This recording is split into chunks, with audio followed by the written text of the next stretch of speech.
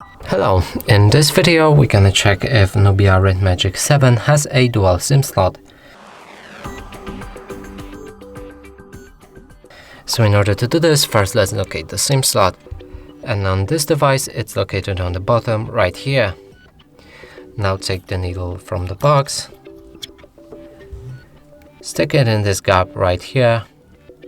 Do not mistake it for this one, as this is a microphone.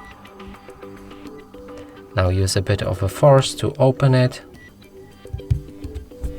It should pop open like this. Now we can take it out. And let's see. There's SIM 1.